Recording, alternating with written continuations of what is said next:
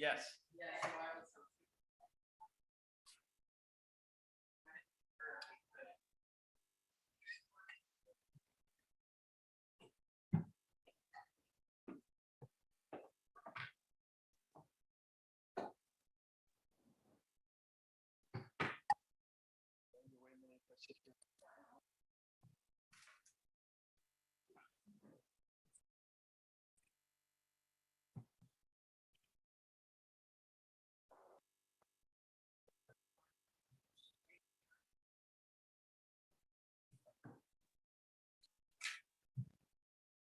Oh, right now.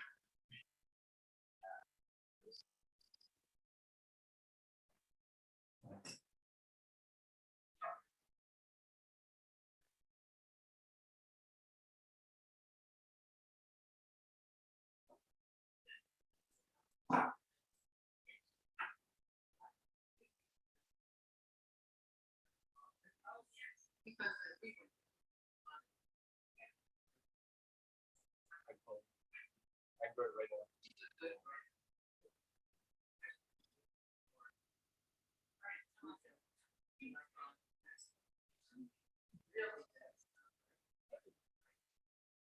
Are you here? Oh, hi. See you in a second. I heard the squeak at the door opening and closing, so I assume that's the door.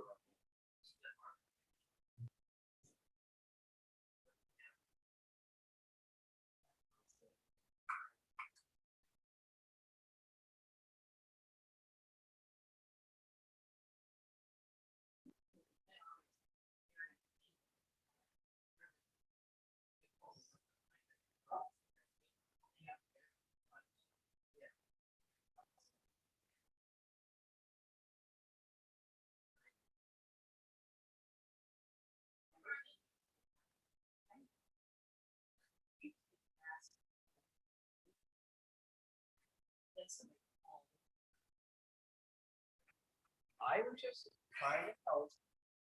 It's going to be up on the screen. No, that's fine. We're all sitting just on my screen.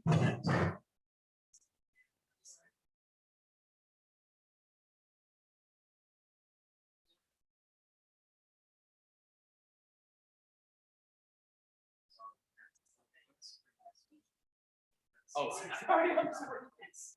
Jess, do you have to follow me or I know, I didn't know if you'll also.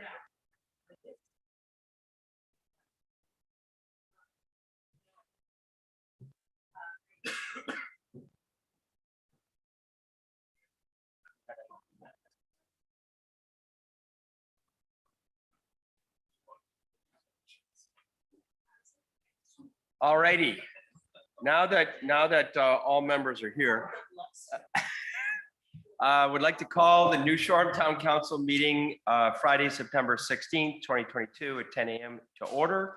The single agenda item on the today's schedule is to meet with the Tourism Council and consultant Megan Epler Wood for presentation discussion on the Sustainable Tourism Report. So with that, unfortunately, I know Mark Emanuel could not be here and Andre is dishing out lobster rolls and the Big E. Keith Silver, Mark Ball, and myself are excited to be here. So thank you very much. Thank you.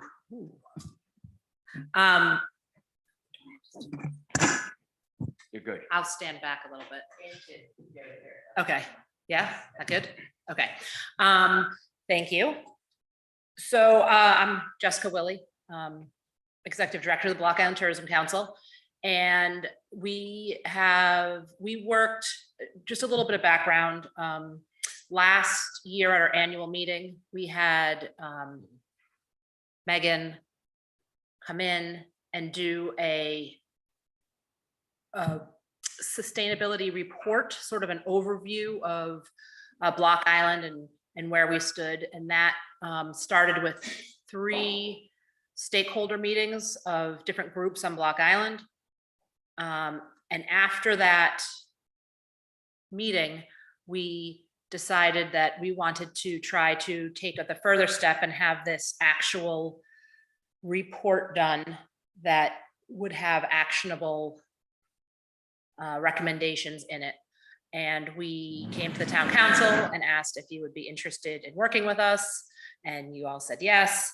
And so then we got Eplerwood International and the Harvard T.H. Chan School of Public Health provided a grant to have this process done. And there were two, well, there was one lead student, she was a graduate student who really authored the report and worked on the report with the oversight of Megan Epler-Wood and O'Shannon Burns. And they came to Block Island and had in-person interviews with a lot of stakeholders, but they also did a lot of work behind the scenes, gathering lots of data from all different places to put this together. And so you're going to hear what came out of that report by the expert in the field. I think you all were most of you were at the annual meeting last year, so I won't get into Megan's credentials, but it's safe to say she's an expert in the country and in the world on sustainable tourism. She has a book being sent all over the world to consult on this type of thing. So, and she's also descendant of original settlers of the island. Is that correct? So it's okay. So with that, we're going to get an overview of the full report. You do have the full report, but you're going to get bits and pieces. You're going to get the highlights from this Block Island and the Invisible Burden of Tourism. I think that I'll share that onto the screen so people can see it while Megan's talking. Thank you, Jess. Yeah.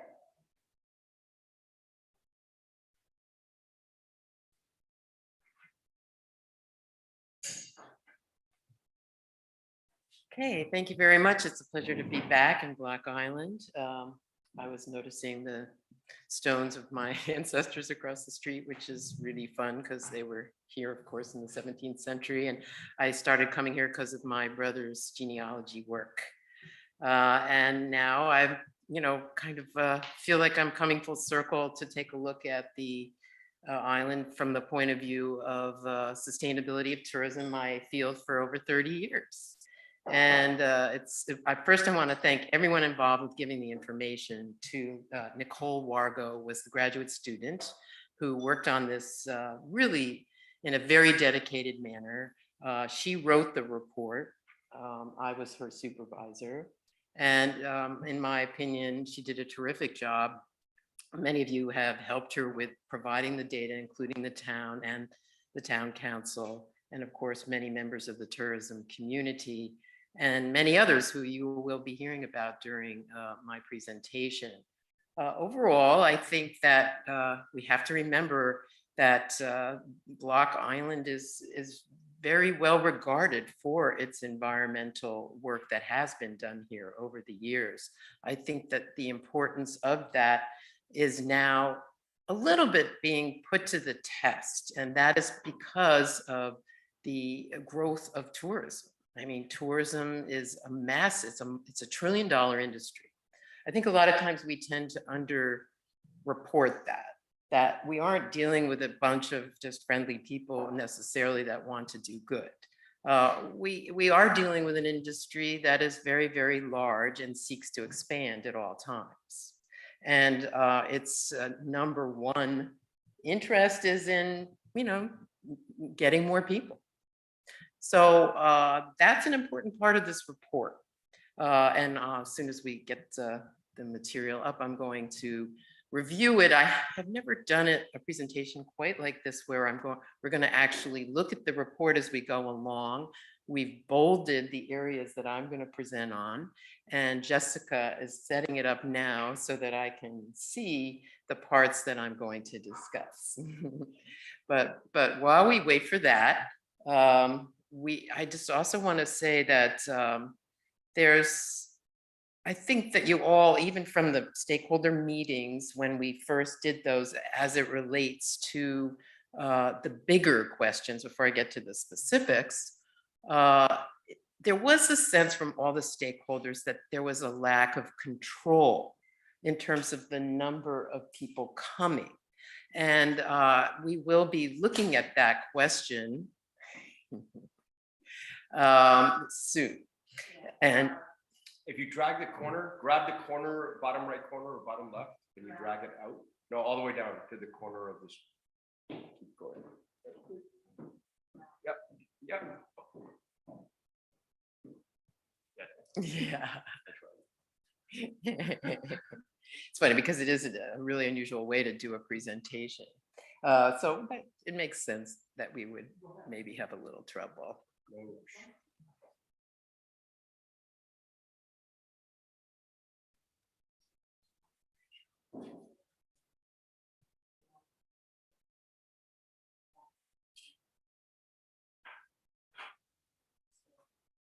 There you go. That's it. Pull it. There you go. That's what I meant.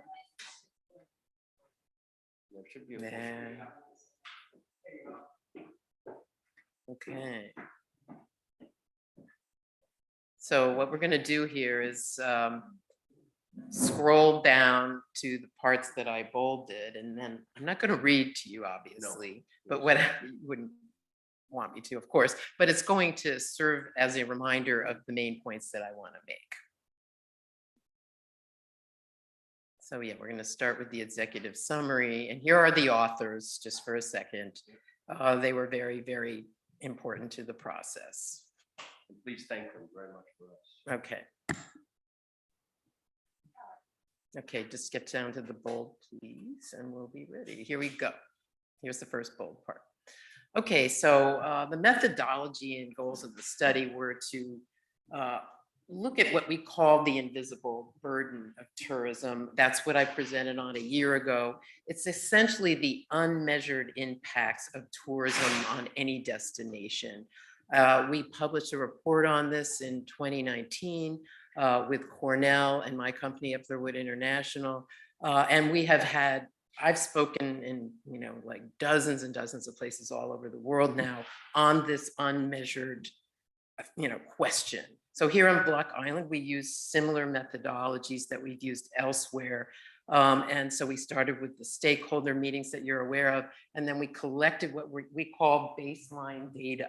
And that is one of the things I will return to, that there's this question, what is sustainability, first of all? And you really can't know what it is unless you measure. And what's happened in tourism, and also we're seeing it even in the question of investments and other things, is that unless you have baseline data, people will constantly question the data and the conclusions that you're making because you're not establishing a baseline.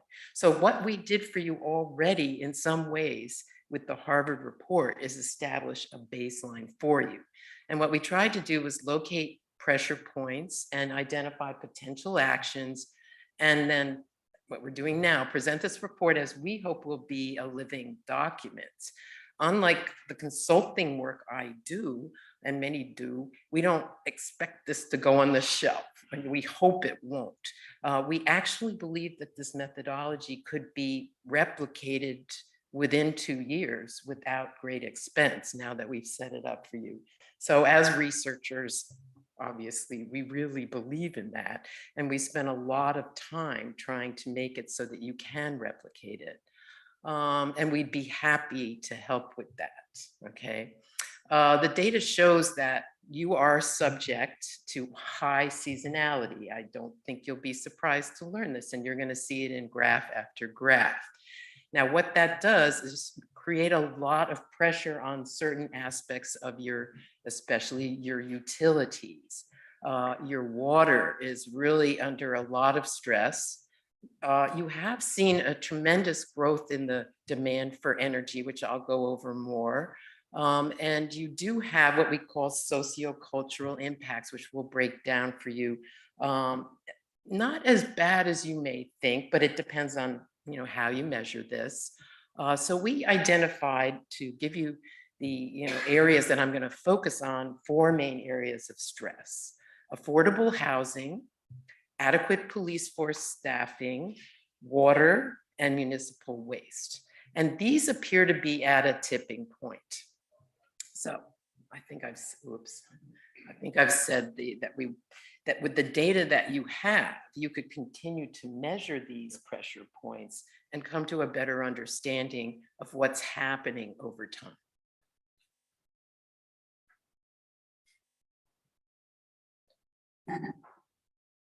Okay, I've already got that, so we can keep going now. Oh, wait, actually, no, okay, there is one thing there. The other issue is that you don't know how many tourists are actually coming. And every single person we interviewed said that. Jessica was the original one to tell us that, and we honestly didn't 100% believe her. And so we sent Nicole to the state, to try and figure out why and what is happening. And of course, it comes down to the laws regarding maritime transport. Now, we didn't try to get Nicole to dig in on why that is from a legal perspective, but because she's not a lawyer. But we would confirm that it is an issue for you, one, and for any number of reasons. First of all, for our research, normally we would tell you the pressure point or the usage of resources per person, okay? And the more, you say the use of water per person, the more you can then identify as you project out how much that is increasing the pressure point for you, or the so-called tipping point. Unfortunately, we had to look at this in a different way because we couldn't do it per person. But when we get to the end, we do want to at least ask you about this question of going to potentially the Rhode Island legislature on the topic. Because if you never can control the number of people coming, or at least know the number of people that are coming, this will become, we predict a problem that won't go away. Let's just put it that way. Okay, thanks.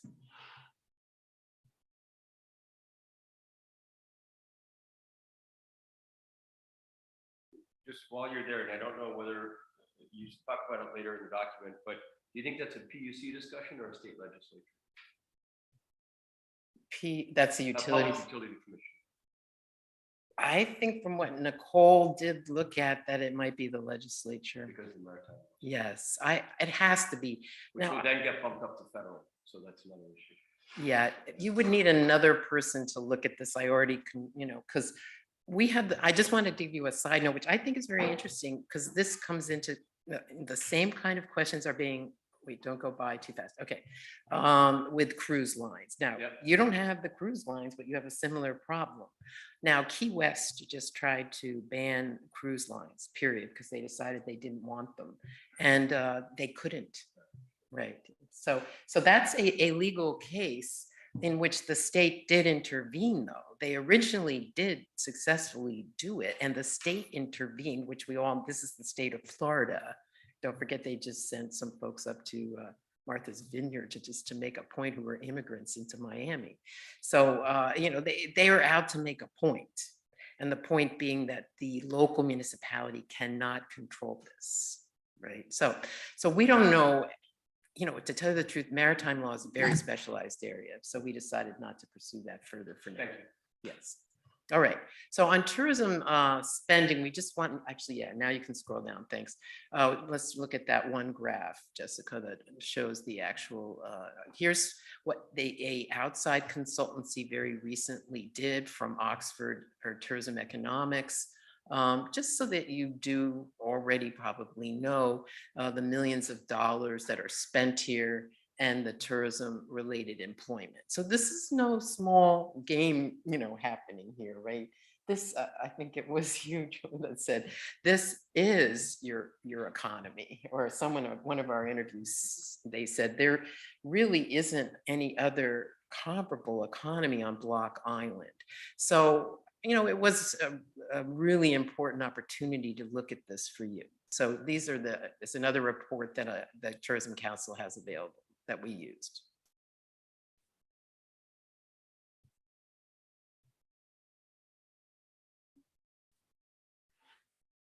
Okay, we're going to skip the whole methodology because I already gave it in short form, so you can scroll down past that. Okay, here's the big one. All right. So these, after looking at the stakeholder meeting and in terms of the invisible burden methodology that we use, we try to look at the fundamental sort of categories that actually create a tourism economy, make a tourism economy even possible. So what we chose, these are the indicators that we measured, not per tourist, but for the island. So we looked at energy, the total amount of power consumed, and by user type. We looked at water by, the same questions for each: municipal solid waste, and we looked at land management under the environmental category. And then for socioculture, we tried again to use what the stakeholders were raising. So safety was something that was brought up even when I was speaking. People, raised their hands and were very, very concerned about safety. And then I think this affordable housing was, according to Nicole, raised more than any other topic during her interviews. And then finally, economic, since we don't have the per tourist, what we tried to look is the percent and total amount of state and local hotel taxes collected, and the town helped us with this. The percent and total amount of local cottage tax, and percent and total amount of local meals and beverage tax. Why? Because we want you to look at the revenue the town receives from tourism, and then we're going to go through how it's allocated at the end. Now, Nicole made this point that which I wanted to just say, that data, where possible, it's much better for our work if data is reported monthly and as opposed to yearly, because it will show the seasonal. But that wasn't always available. So she just wanted to point out that we did our best on that. Now, energy, we're going to go down to the bold, is a very interesting topic, but here's a classic graph. You're going to see a lot of graphs like this, where notice on the left, the colors, hopefully you can see, are, for the different years. And in this case, we had the monthly that she got, and you can see where it, basically goes way up in summer. Right? That's not too surprising. And yeah, that's the only thing. On the right, you can see that this is quite a substantial increase in energy use if you look at 2020 to 2021. So, okay. So the deal here is that you're seeing growing energy use. In all your work you do worldwide, how do you adjust for COVID? It's usually based again on visitation, and then you look at how the visitation Per person basis? Yeah. So that's of course always an issue here. But if we go down, what the important thing now also is looking at, again, energy use summer versus winter, with kilowatt hours. All right. So at first, interestingly, our team included Ocean Burns, who is someone I also trained at Harvard, who now works for me. And she was extremely concerned for you when she looked at these graphs because of the huge increases in energy. But I did remind her, and I personally was on the interview with what's the guy's name, the energy, Jeff, yes. I was here when that happened. And the fact is that Rhode Island is one of the leaders in the country in terms of mixing in renewable energy. Now, when I spoke, someone spoke to me about the fact that you all didn't get the deal you might have gotten from the wind power deal. But, our conclusion was actually that because you're working with the state that is so committed to creating 100% renewable energy mix, that this is actually not one of your pressure points, even though you're seeing a huge rise in energy use, and you should be aware and try to do something about that. It looks like you're on the path to a high percentage of renewable energy, which in terms of carbon emissions, this will take you off the hook by way of that problem, right? And that's because you're in a good state. All right. So now we'll go to the next. So I won't go over all the issues with energy for that reason, but you're welcome to review them. And just so you know, each section, as you just, has a summary table at the end with key issues, which I'm happy to go back to if you want to, take up that area. Now, the water supply is another factor. And I want to say again that I have personally done a lot of interviews in this world, and I have never seen so many sincere people as I have worked with here. I mean, no one is trying to cover up anything that I've noticed, and they are trying honestly to do 100% their best with the situation that they're in, and they're taking it 100% to heart. So that's just Black Island for you. And I just want you to be super aware that we're dealing with that. Now, in the case of water, you probably already know that you have this type of water, which is brackish, that has to be treated, that there's 6 wells and 2 storage tanks. Now, John Brunig met with us several times to try, because we had to try to understand how, as a town, you manage this utility. So he explained it as a quasi-municipal enterprise. This is an interesting problem because it's operating with limited resources based on taxes and use. But it apparently, now you would have to go over this more probably with the water company, but our conclusion is that they are indeed in need of more capital expenditures at a minimum in order to actually increase the amount of water that is available to Block Island. And that with the current type of arrangement it will be difficult for him to raise that unless there's something such as a municipal bond. Now, okay, we can scroll down. We just add that capacity to extract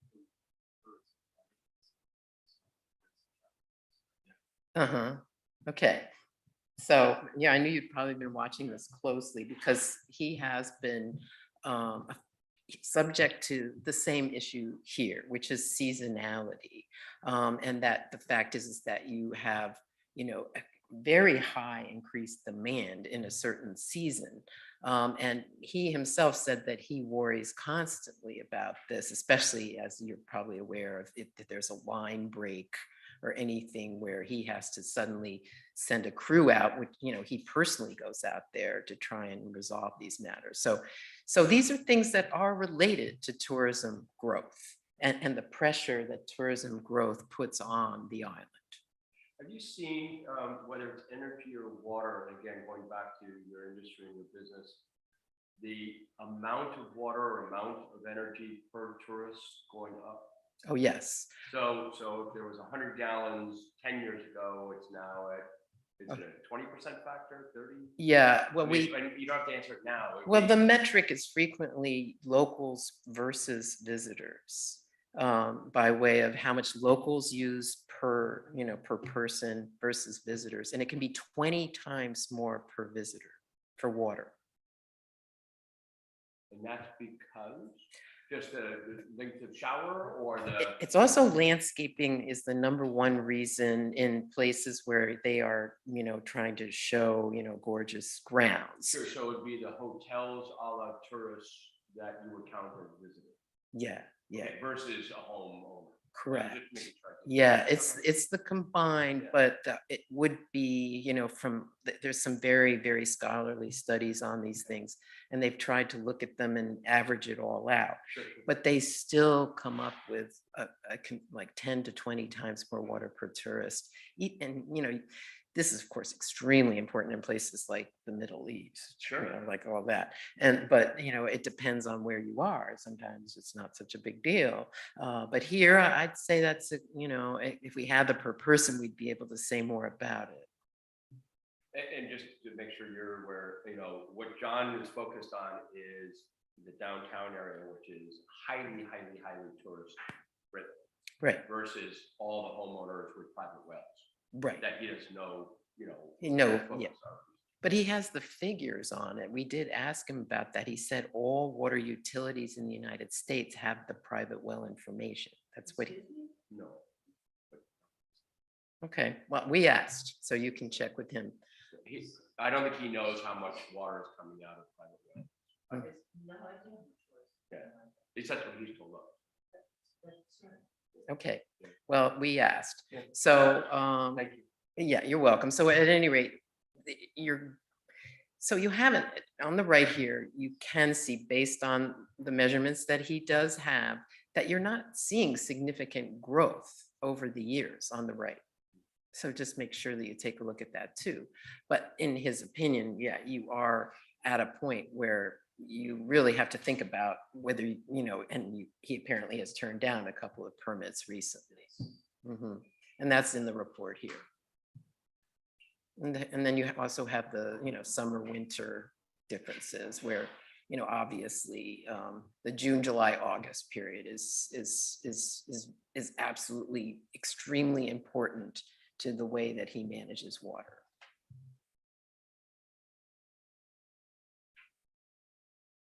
And then this is important too, because since, you basically got, this is very interesting for the hoteliers in that the hotels with restaurants, check this out, have by far the highest use of water.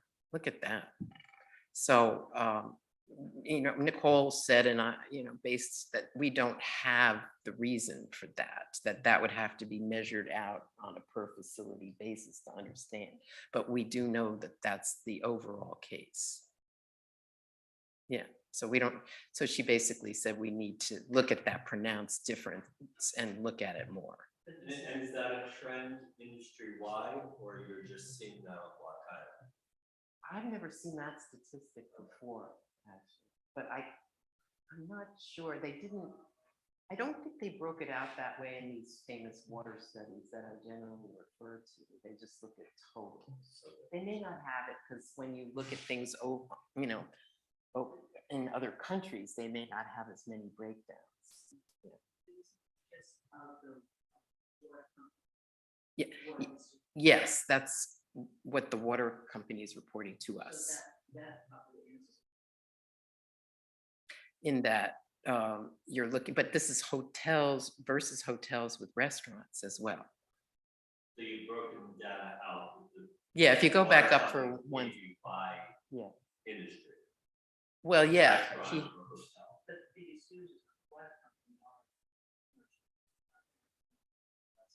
Correct. But yeah, if you want to go back up for a second. I would think too, like the spring on the national. So it's not broken out between our restaurants. Right. We have to be the biggest. Right. And we all have to have restaurants. There aren't many Right. hotels that don't have it. They're much smaller. So just from a Yeah, the scale point, smallish it makes type of sense. But it's a places good that. point. Yeah, like I said, we could probably, that'd be the kind of thing you could break down a bit more. Mhm. Okay, thanks, Jessica. We can go on then. And then I think you're fairly up to date on all this, but what he, has said that what, he would need is to treat, the water through reverse, that he needs this water capacity. There are 4 constraints. Oh, these are the constraints, right? The water storage capacity in particular. So, what he wants to see is relieving the stress of providing water in the busy summer months. Okay, and this again, the reason that we look at this from a big picture perspective is, again, this is what we call the classic invisible burden. When you're seeing such high demand in a short period of time, utilities around the world are seeing this problem, but they aren't reporting it. So that's why we call it the invisible burden. And you may have a problem to deal with that if you're basically having your local people pay for what is essentially a tourism use. Okay, understand me? All right, okay, we can go on. Okay, yeah, and then these are the key issues I did, since it is one of our pressure points, with the capacity to process, managing high seasonality, new water allocation requests are coming in, limits to processing and storage, unknowns, maximum capacity based on limits. And then, of course, just to mention, sea level rise could affect your water sources over time. And ways to address, I think this is an important one, water efficiency could be, an obvious thing to do. And then, of course, increasing the capacity, and then just in general, making sure everyone understands here locally that water is an issue. Okay. And there's plenty more for discussion if you want to do it later. All right, let's go on. Okay, solid waste. So yeah, this is a very interesting and somewhat similar question. Here's our solid waste totals for the last 2 years. And essentially, we have a question here again about exactly, first of all, we've just apparently gone to monthly reporting, so the solid waste facility will have even more data in future on this. But what they have now is that, in fact, your commercial, which would be largely tourism, is driving the issue of waste management. So you have to remember that it is important to remember that both waste and recycling, vacation house rentals are considered residential users in this case. So we are talking about how is the commercial, the hotel stock here, but this does, and I was just checking this, include construction waste. Yeah, so that is not broken out, but nonetheless, that's probably one of the most, like clear graphs in the whole report by way of how tourism is causing a lot of pressure on the solid waste facility. And then when it comes to recycling, residents do recycle at a much higher rate, as you can see here, and that the commercial recycling rate is 8.3%. Now, I want to say that is not uncommon throughout the world. I mean, there's a lot of reports about all of the problems with hotels implementing recycling. There's a whole, probably at Cornell, they have people studying this even more than I do, because it just has never been something that the hotel community has been very good at. I think it's because their customers aren't particularly compliant, right? And when they try. But nonetheless, this is caused because you are an island, because you have a limited space for your facility, and you also have to ship all of your waste. You have a transfer station, which means shipping everything to the mainland. This is causing a problem for the solid waste facility. Now, they are, as you know, a entity that bids for the opportunity to do this. And so they're nervous about looking like they can't handle anything because they want to do the most excellent job they can on managing what is given to them. But I think from the town perspective, it's quite important to be aware that they can only handle so much. Okay. The other interesting thing I think I bolded is, keep going, that is that Rhode Island itself actually really focuses on residential recycling and provides a lot of reasons and incentives and programs to get residents, locals, to recycle across Rhode Island. And they have not, as a policy matter, been focusing on commercial recycling. And so this affects the transfer station because when he ships everything out, they don't seem to care if the commercial is not separated, while they care greatly when it comes to the residential. So again, they're not an island. They don't have a restricted sense of, they can just add new transfer station space or actual space, but you have a very limited space to handle this. And you have limited space for shipping everything over. So this seems. The only caveat that I would say there on the waste is that I think a lot of smaller businesses, and I'll speak for myself, I don't have the time to get on and off the scale, and I still recycle. I just pay flat fee for it all at a more expensive rate. And I know a lot of small businesses do that here because they just don't have the time. Yeah, So, and this is that common. would skew it slightly in the commercial, but not. Yeah, not We're too. I'm not creating trash that a big. Right, I understand. Yeah, so this is I think an interesting one. I see, that some great proposals for action could come out of this. I think the great concern that I have regarding this discussion on recycling is not about Block Island or any of the towns in Rhode Island. It's how the landfill and or recycling management by the state is being managed. So we can talk a lot about recycling, but much of it's not being recycled. So that to me is a big issue. So it's like something that's, like I said, there's not enough incentives on the commercial side, I think is what it looks like at the state level, and that filters down to you. That's what. Yeah, no, I'm just saying, so, But you're an island. You have to remember that you're the first ones to see the impacts from this. And so your question would be, maybe there's something you could do. Yeah. Okay. We can recycle all we want, it's not gonna be recycled somewhere else. It's like, spitting wind, and it's just a feel good process.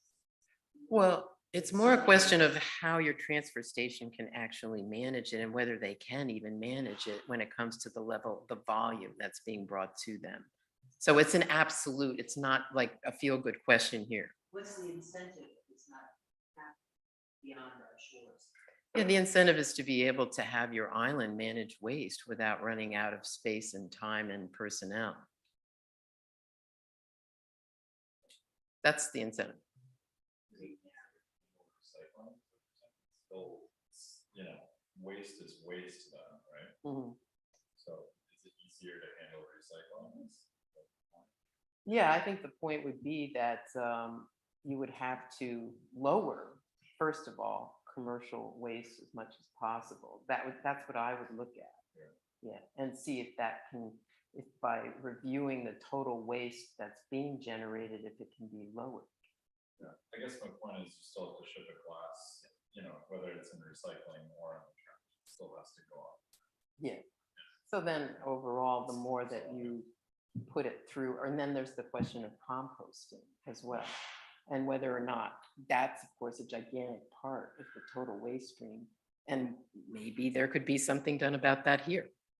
I mean, so if you look at what Nicole came up with for the, keep going down in terms of points for action, ways to address, improve data gathering, increase recycling, diversion through and then possibly, provide the solid waste treatment facility with, more resources, again, to actually deal with the problem.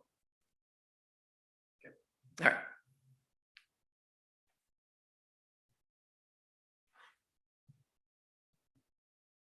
Okay, and then you have the whole question of how you're managing your natural resources, which,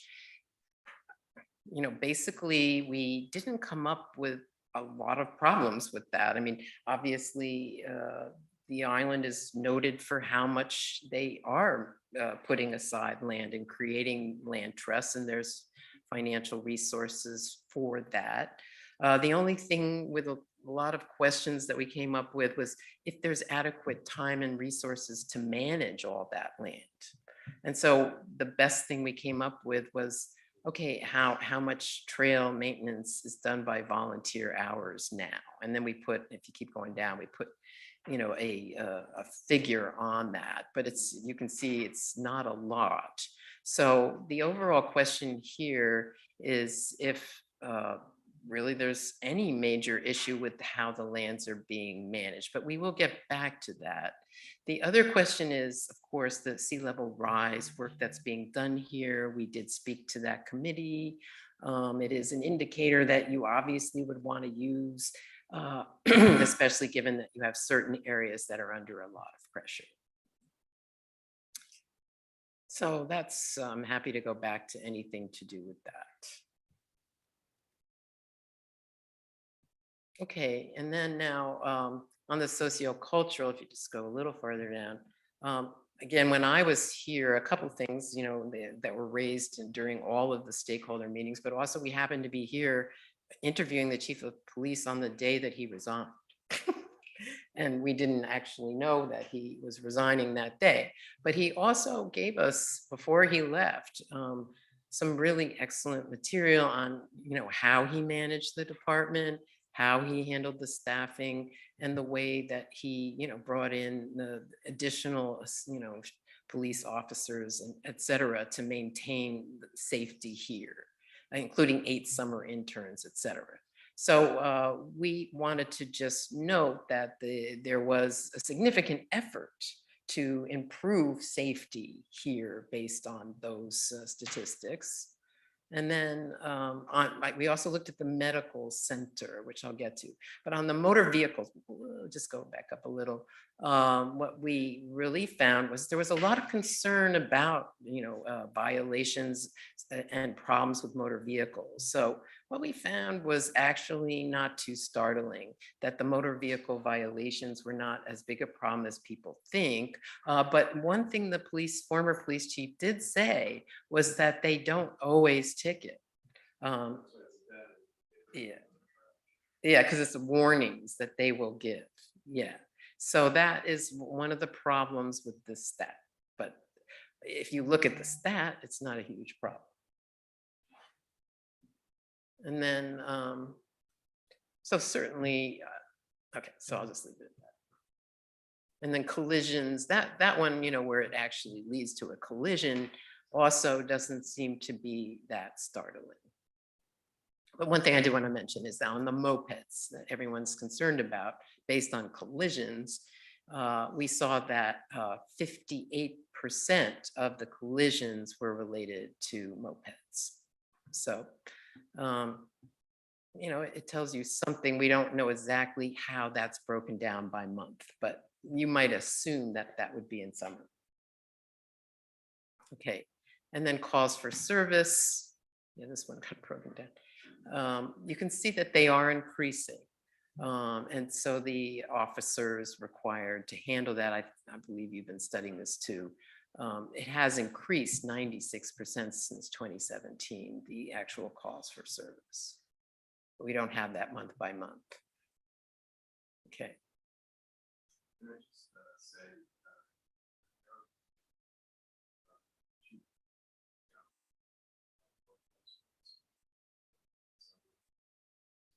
that's one of those.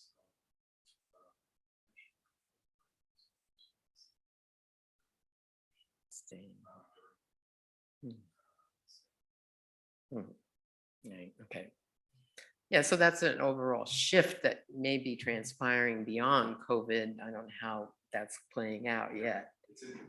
Yeah, but it could require more staffing in winter. And then the urgent care visits, she spent a lot of time talking with the personnel there and found that they are also in the category of worrying about how they're going to maintain the staffing they need, because they're just concerned that they'll see more and more post-pandemic, this kind of thing. Yeah, there was something about that. Yeah, it was an anomaly, right? Yeah, I think she says something about it just below. Let's see. Yeah, 2018. It correlates with her Warfel's comment that this was a year of adjustment to better manage treatments and appointments.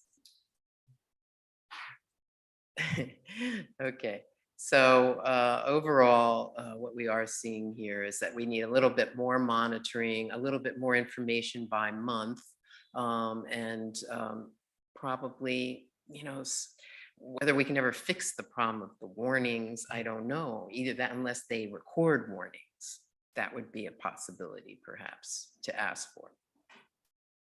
But overall, we do see that the staffing, which we'll get to the affordable housing next, but is an issue for the police department because they can't afford to get people over here to live. All right.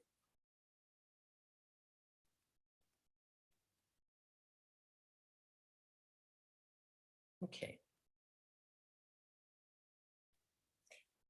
Yeah, so here's the, the Block Island Medical Center, the police department, water company, and hotels all spoke of the necessity of providing housing to their employees, and most noted the difficulty involved in acquiring enough housing. The former police chief said that, his officers' budgets, were not adequate to pay for local homes, and that he had tried to find housing for his staff. It's noted in general, there's tough competition for housing. And then we do have, as you all know, the Block Island Housing Board, but it does appear that their resources are pretty low. And then when you look at the overall cost of housing below here, we have first we have the mean income on the left, and then we have the median value of owner occupied compared to Rhode Island on the right. So you can see, as you probably know, that you're seeing a much lower mean income compared to the cost of housing. So we then put that on a graph, the next graph down, which is, here's the Block Island versus Rhode Island income as a percentage of median home value. So obviously this is something that you are facing and that you probably know. It just shows the overall question at stake. All right.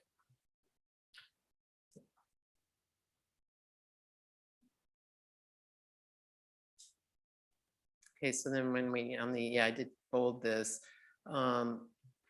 We don't know the percentage of short-term rentals in relation to total housing stock. I think we tried to look at that because that's a very big issue, right? If everyone's putting their homes over for rental as opposed to for short-term rental versus long-term rental. And then we don't know the amount of high-density housing or how many affordable homes or long-term rentals are needed to alleviate demand. So those are pretty big unknowns for that category. And so that would be something that you may want to study. And then, would you want to consider regulations, zoning, actions such as regulations on short-term rentals? I know a lot of folks are doing that. They may have more data than you do. Or incentivize long-term rentals or develop projects for high-density housing. Again, the water company, where, you want to maybe incentivize housing versus more commercial, facilities. That's an interesting one, right? Because you want people to be able to get a home and have water, and maybe you don't need as much, new permits for more commercial activity until you resolve the problem. So zoning could be something you might want to look at there. Before you go on to that, one of the great benefits of having you here is you see so many other communities around the world. This has become the topic of the decade, right? And I guess my question would be, are there, from Venice to Alta, all over the place. Yeah. Are there any indicators or anything to pop out to you that those communities have done, are doing, that we should think about? Yeah, that's great. Well, I mean, honestly, we know most of this, but that's Yes. the one that yes. that's so clear everybody's going through. Yeah. Yeah. And how do we manage it? Yeah. Well, I think a lot of studies are being done on that right now. Oh, that's And for you. yeah, and I myself, as a resident of Burlington, they've been working on it a lot because they have something called the Community Housing Trust, which has been in existence since for 20 years, and they're pouring money into that.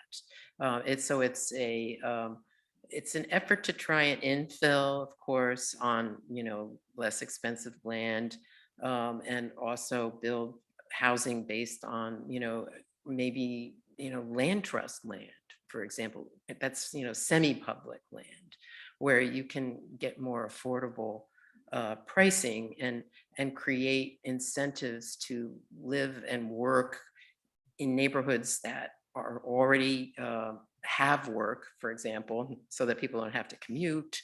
So it's like this infilling process that they're using with, a question of how they provide those incentives so that the builders will build and the pricing won't be too high. But there's definitely tax incentives that they're doing. If you, maybe as a follow-up, or we can discuss it later, because I know. But I think that would be something that would be very helpful, because there are so many communities, I don't want to recreate the wheel, I don't think any of us want to. Yeah. We can learn from others. Mhm. And so if there are consultants out there, folks that sort of specialize in this area, that would be very helpful to know. Yeah. Because we're doing the best, or I think we're doing the best we can, Mm. but it's a little bit of somewhat of a blind leading the blind here. And if we can have some insight and some vision, that Mhm. would help. Yeah. So, thanks. Okay, sure.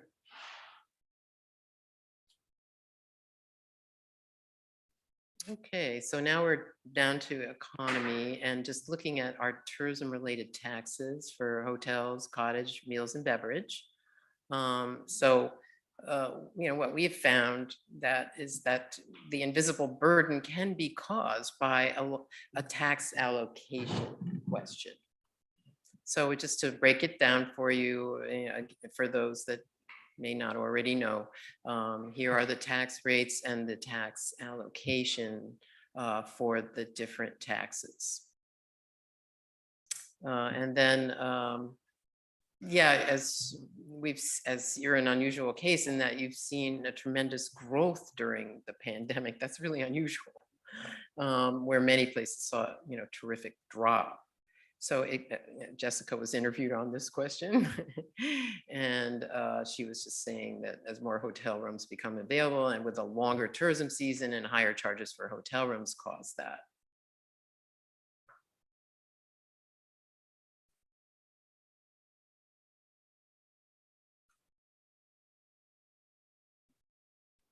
And then just the cottage tax, there is some question, I think, of how well that's being collected. So there could potentially be, more income there potentially. And then here's the meals tax revenue. And we have here we go. This is the one. So here you have the tax revenue summarized for you from tourism, including the state and local cottage tax and local meals tax. So the question would be, do these taxes, go to the right places, essentially, given that you're facing many of these pinch points are related to your high tourism population and low, residents, low number of residents. It's an extremely, high, it's a percentage that inevitably will cause you what we call operational externalities, which is essentially an inadequate budget in order to manage the impact of tourism. Okay. So the key issues are adequate review of tourism-related revenue. This is something that could be done, more regularly to look at those statistics, as I said, as part of an ongoing data gathering process. A better understanding of how your revenue is covering tourism caused operational externalities and whether you need to remix a look at that. And then you're not really sure if some of your taxes are being filed and collected. That could be looked at. So some of these things could be re-reviewed as part of a process of understanding the costs of managing such a high percentage of tourists. So, what we're recommending, of course, because of our work, is to review these operational externalities and, seek to have an ongoing system that could handle that to enable you to budget accurately. Okay.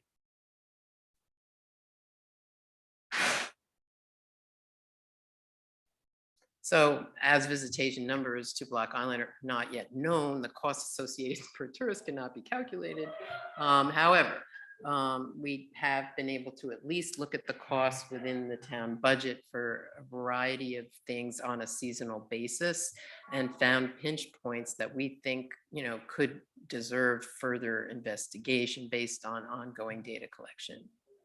And then we also do think that, and then we have, what you would be familiar with, the different types of revenues that come in from your taxes, your total taxes, and all of the questions of how you spend those taxes.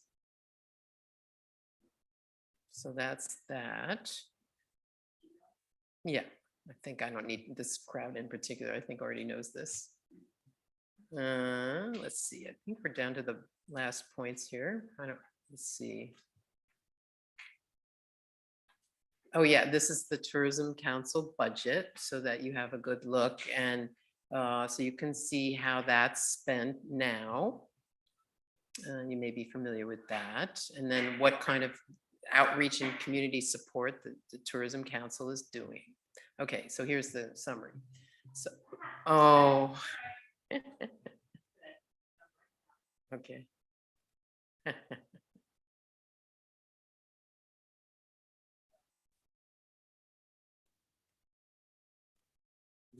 Gotta just drag it all the way down and be faster, probably.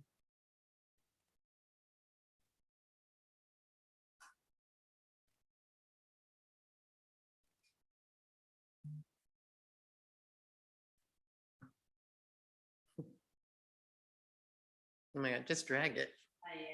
No, you should, no.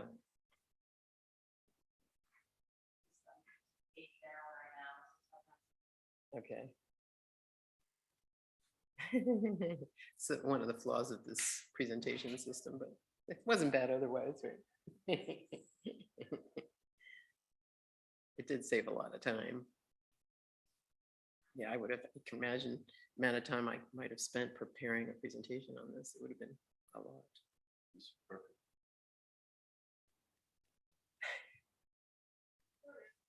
Is this it?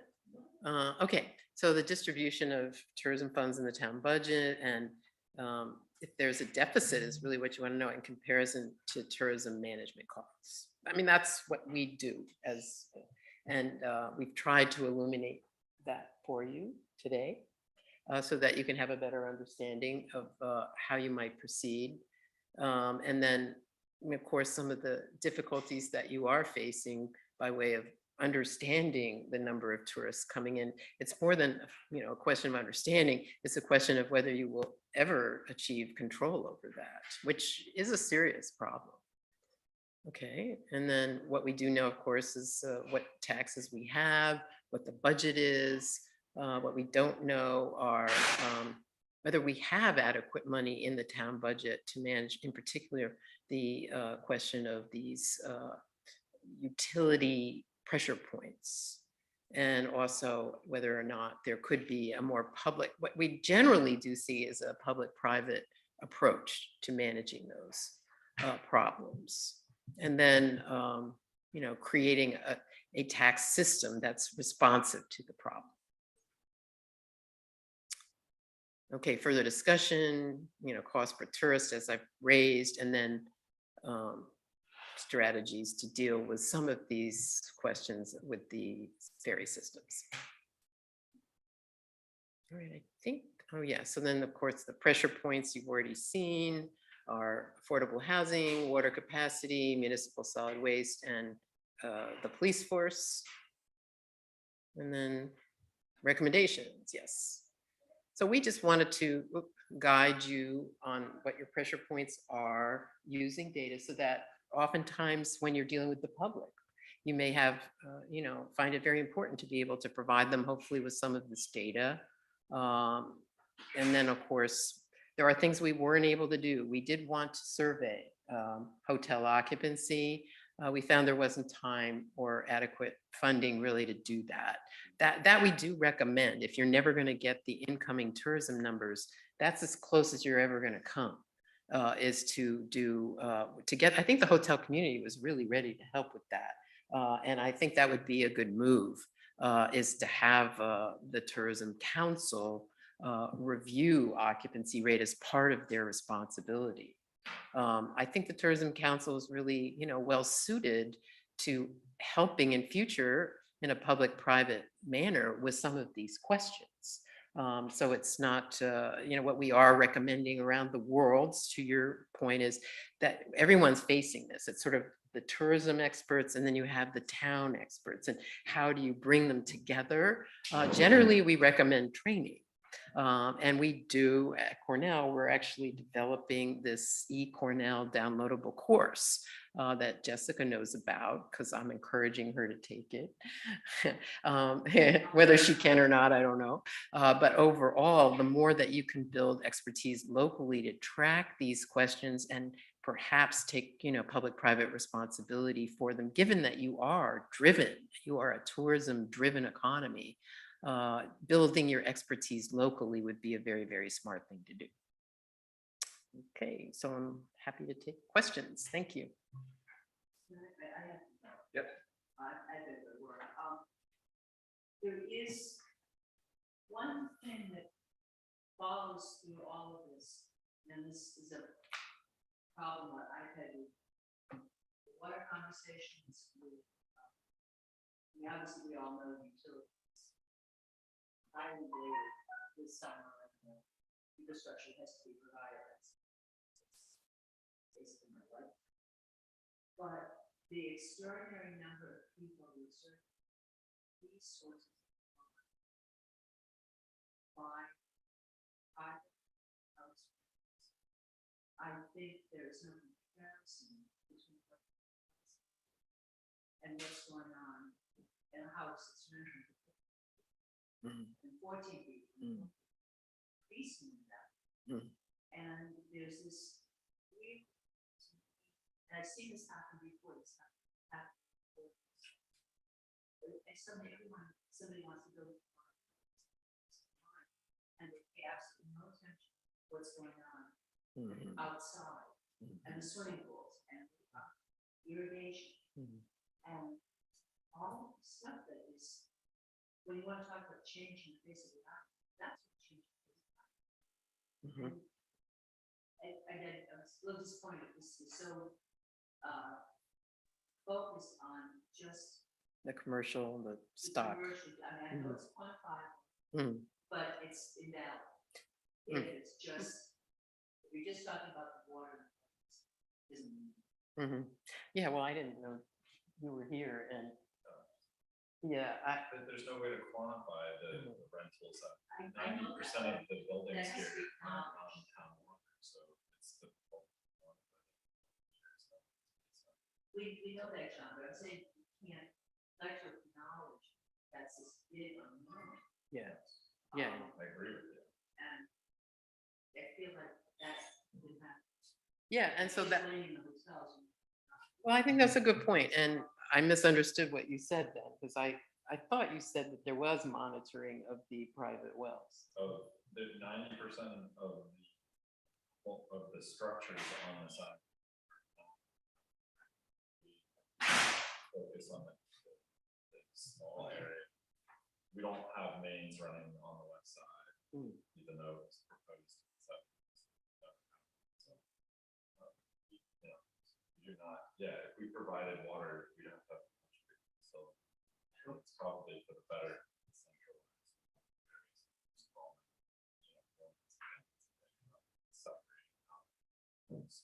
So, Martin, should I just quickly, I understand your frustration with it, but you gotta start somewhere. You gotta start from the data that we have. So, We've had this you know, every year for 4 years.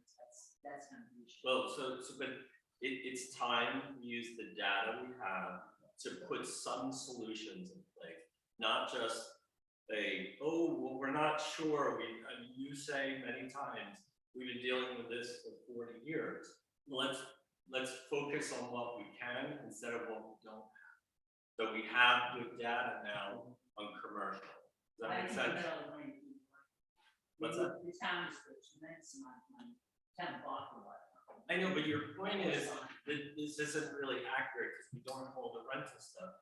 we're never gonna, unless there's a significant change in how we monitor that, we're not gonna have things in everybody's basement. So it felt like you were dismissing some of this, and we've got good data that we can work on. My point is we can't. And I think that's an inclination. Like, we talk about, but there seems to be so much hotel rooms that in comparison to what's going on elsewhere. That's my concern. It's always been my concern. Yeah, I think it's a great comment. Thank you so much. And I didn't say that I'm happy to do an overview summary of this process if you would like. And we can discuss whether there would want to be a comment period. That's normally the way you would do it, where you would have comments come in. We have had, and you can certainly continue with comments right now, but you may want to have a comment period, which, you know, with the Tourism Council's cooperation, I could do, but I would have a limited amount of time to do that. Yeah, just pointed that out to us. Okay, good. Very appropriately. So I think we got to figure out what we want. Yeah. And just in commenting or sort of to Neil and Martha's point, I think one of the things that this highlights to me, first of all, thank you very much, and we really appreciate it. And we've had this discussion for many years, is we need to start getting data. We need to start basing decisions on data. The concept of a tracking tool, like you started to develop, is something that I think is great discussion, and really analytics as a general statement are pretty weak in most towns. So how do we build analytical tools? But I think estimations, whether it's some gross estimation of, okay, you know, and I think John can probably do this in hey, a typical house with so many people would use so much. And you sort of get to this, okay, in a rental, 10 people, yeah, sure, it's somewhere between 1 million gallons or 1.2 million gallons. Multiply that. I mean, I think then that'll help us get to total utilization, which includes maybe there's a way the power company can help with that a little bit too, just because of what's occupied.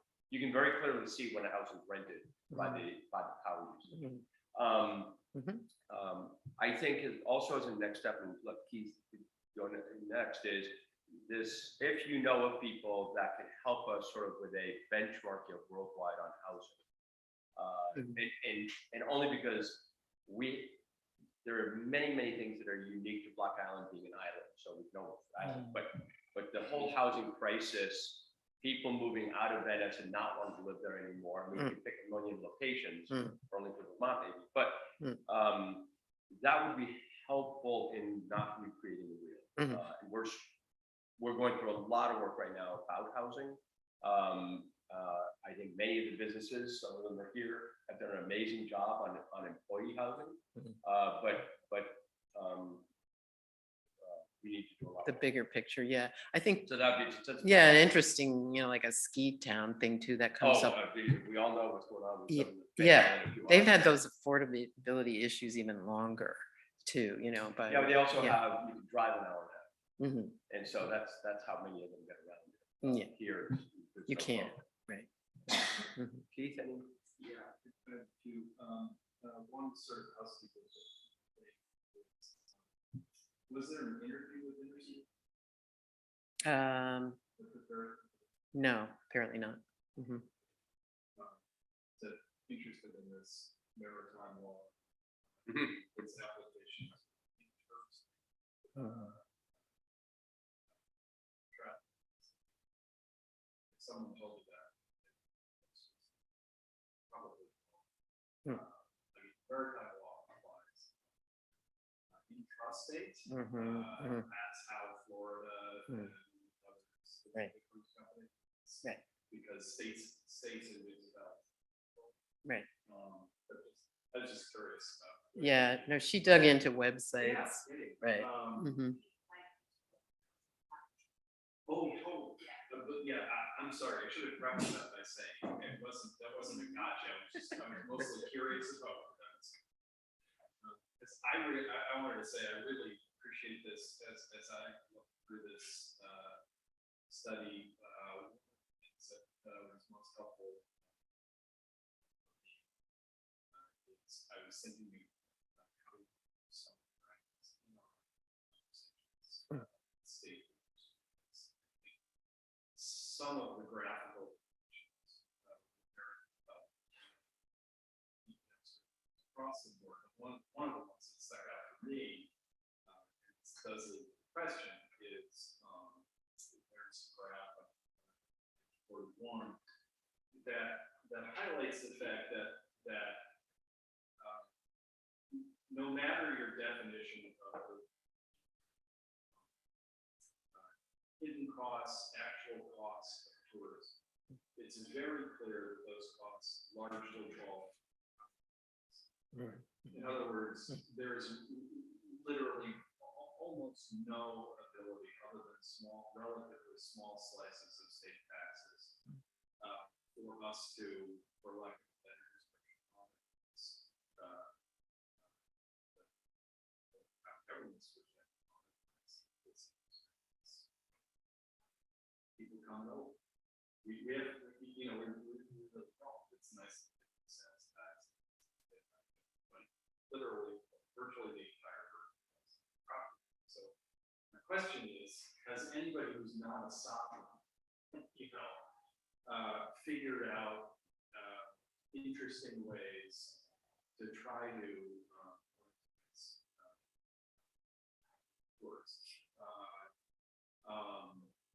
in a way that doesn't hamper the flow? I mean, I ask that not saying that I think that's too many people. I think Jewish has this can come to the national. It's just I don't want to overall, but I do think it's increasingly apparent that the burdens are not set by tourism specific revenues.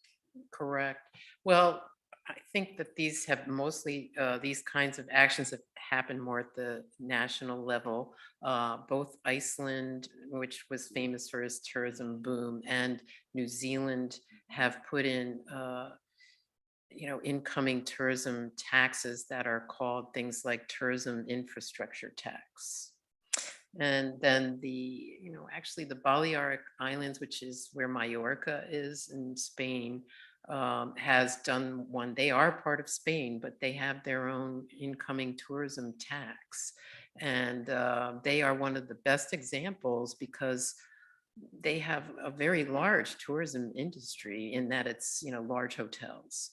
And it hasn't in any way impeded incoming tourists. In fact, it hasn't affected it. But they're bringing in hundreds of millions of dollars a year. And it's I believe it's they have two different levels. There's like three equivalent of $2 and $3 tax. There's either a $2 per person tax and then a $3 depending on how you're coming in. And then there's also Belize. They've done it since say about 2005, and they added it to the cruise incoming taxes as well, because they didn't originally have cruise. And in the case of the Balearics and Belize, they put it into something that is called the trust fund. So it doesn't go straight into the legislative access, in other words, because the problem that has been seen is that then I think Jamaica even has a tax like this, because I looked at it in my book, but now it's used for other things because the legislators decided that they needed it. They needed the money for other purposes, right? So in Belize and Mallorca, they decided to make it what they call a lockbox. It's like that legislative term where it has an independent board. So that they can invest it as needed. And there's some great examples. I just included Belize in its work, of course, being a coastal area with a heavy climate change implications. It's given them the ability to leverage more investment from climate financiers, for example, to help them to preserve their coral reef and other coastal resources. And Mallorca has put most of it into what you essentially have already done, I think, is a lot of land trust land. So one of the things that I think is really interesting, just as a creative note here, is that because you have so much land trust land, there and then the potential of tourism actually helping with affordable housing. Right. I was like really playing with this. It's like because in Africa they've successfully looked at money coming in from tourism to pay for what I would call inclusive ways of helping local communities is how they've used it. But in this case, I mean, maybe there could be a way of using, a small portion of the land trust lands to create more what I would call land-based affordable housing, using, a collective, type of contract that would, of course, assure that the rest of the land is preserved. Things like that, because you have such a limited land base. And I think you're running into problems with that tax as well. I didn't bring it up, but the fact that, and I know you guys would be, like really scrutinizing this, but it seems to me that the tax that's going towards the land trust has fulfilled a very important role, but that should also be reviewed. Question. So you guys have a little sidebar, and I might have missed the context of interstate. Did I hear you say we tried and I gave a list of people that they may want to talk to Megan and Nicole at the very, like, way back. And they reached out to a lot of people. Some got back and said, love to participate. Some didn't get back at all. Some got back and said, they're not interested in participating. I'm not sure where they fell. I know they were on the original list of people to try to talk to. It seems like with the discussion as a being around like how to feel potentially step ahead of where we actually have to be at the conversation. How will we possibly get time? And to me, it ultimately seems like other communities that have these taxes across the world are those taxes generally set up at like the federal or the legislative level, or have you ever seen examples of municipal Yeah, having municipal stating like they do. for anything like Burlington that? has it. When I was starting to hit on all this, I talked to my town councilor and she said, no, we have a dedicated tourism tax for anybody that's staying in Burlington, and that stays in among our town. And did that have revenues. to be established Yes. through Vermont legislature? Yeah, probably. At least he does Yeah. the road out. It's a Mm. hotel. That's a hotel tax, so how is that? Yeah, it's It's a tourism. a hotel tourism tax, hotel tax. So it does, add to the cost, which is always an issue. But again, well, if the you. town already gets that, right? Doesn't the town already gets? Some. It's a separate. It's a separate Dedicated tourism, it's to- not like, Yeah, you can set all the point is if you can make it possible legislatively, you can dedicate it to, via stipulation to quite a wide range of things. And that is what is happening in all these places around the world. For example, New Zealand is strictly for infrastructure, like the water department. And also I think they call trails even, infrastructure. So you have to define that. And we have that, we have that here, plus landing fees, and there's some numbers in there. But I think Keith's point is, the big number is pretty obvious, right? That falls on landowners. I think that was the point. How do we actually get revenue to address tourism, the burden, and not burden all the businesses? So whether it's an increase, and all the landing fee numbers are tiny, I won't say tiny, relatively minor. And that doesn't quite seem fair given the amount of burden. I think. Oh, I think Jess can speak to it more than any of us, but our next meeting, tourism improvement district is something like to talk about, and that would be something that could generate, whether it's imposed on